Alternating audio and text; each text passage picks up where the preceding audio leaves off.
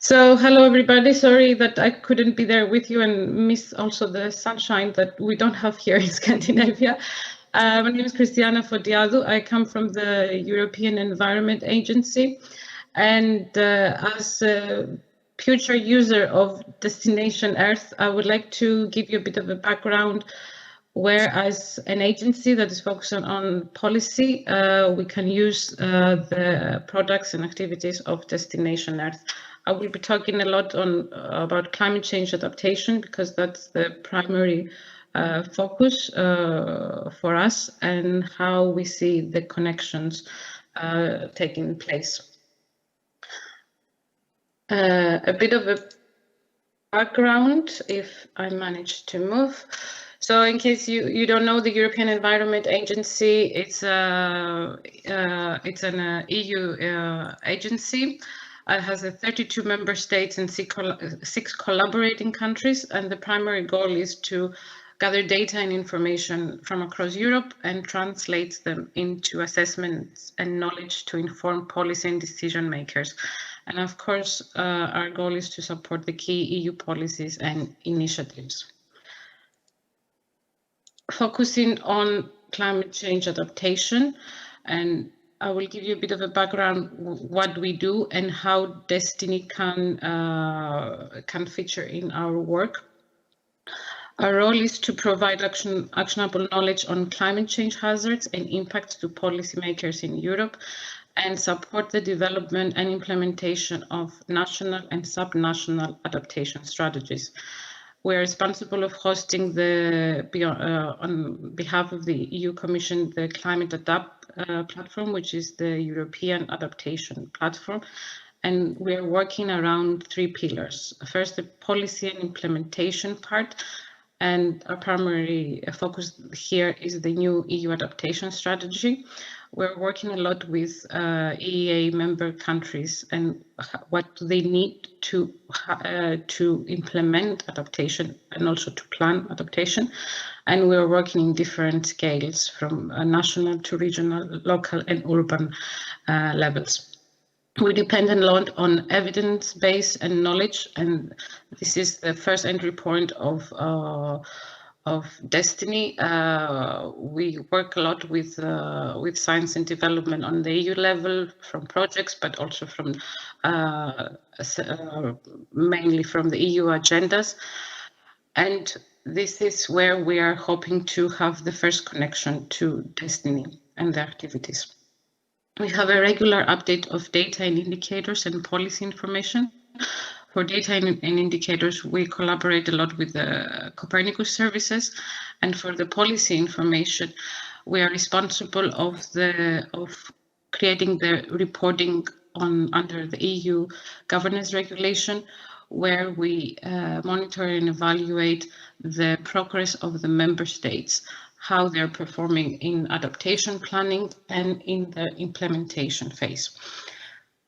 On the right side, you will see what we call the adaptation support tool, which is a stepwise approach that guides the policymakers at the country level, but also on a regional level, on how to create the adaptation planning and focus also in the implementation and evaluation part.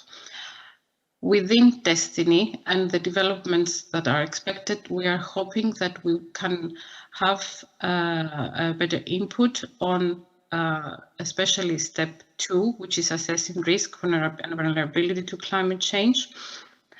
And at the later stage, hopefully bringing more socioeconomic impacts and evaluation procedures to also help us with identifying the adaptation options, assessing and implementing, and all the way down to evaluation.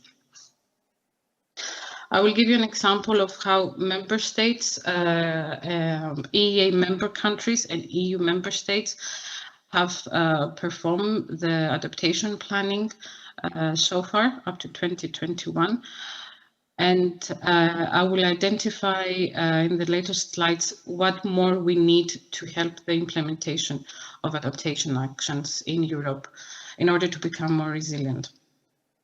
The picture is quite mixed, but the good side is that EU member states have a dedicated adaptation policy in place, and most of them have prepared climate change impacts and risk assessments, but the problem lies in the implementation. And we have identified the primary source of this obstacle, that they don't have the proper tools and methodologies to actually implement the adaptation planning. There is also another problem in when we're talking about adaptation. It's the regional scale, and within the new EU mission on adaptation, we are hoping to bring to assist regions and communities to improve their adaptation planning. And this is another part that Destination Earth could play a significant role and have a connection and create a user community where the users of the mission from the regional scale can actually be benefit from the activities and the products of Destination Earth. Moving into a bit of an inspiration and for you to understand where we come from, we are working a lot on developing climate resilience development pathways, and we see the activities under Destination Earth as what we call the opportunity space. Well, a future user could actually examine specific decision points, because for us, Destination Earth could evolve into a digital decision tool, which is very important for the regional users. And this is where we would like eventually going beyond the biophysical stressors, focusing on the resilience, on how to link the two and how to help users identify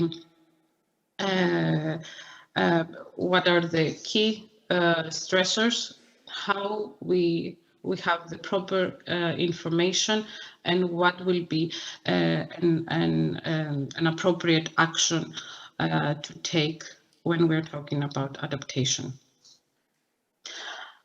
I will close with some obstacles that we have identified and some points that we would like, if possible, for DestinE to take into account.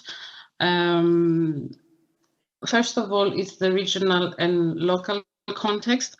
When we're talking about adaptation, it's very important to understand which are the adaptation options that are feasible and effective in such scale, going from national to regional scale. We are focusing a lot on compounding events and cascading events. And this is because such type of events have greater impacts on the society and also economical costs. And this is another field that we are hoping, especially from the digital twins, that we will have additional information and improved information. Another part that I mentioned also before, that we can use the digital and these digital tools is as a decision support tool, but we will need to do it eventually in a later phase as decision support tools that take into account the evaluation of the adaptation options that are actually that could be actually monitored or implemented in the digital twins or in the Destination Earth activities. Last but not least, we really appreciate the effort on the spatial and temporal resolutions. There is currently, as you all know, there is the spatial and temporal resolutions are not consistent with many of the adaptation actions, especially on a regional scale. And users at this level, we would need proper climate information that is available, reliable, and accessible through the digital tools that you will be creating, and we will be happy to facilitate the dissemination of these tools within the adaptation community. Thank you.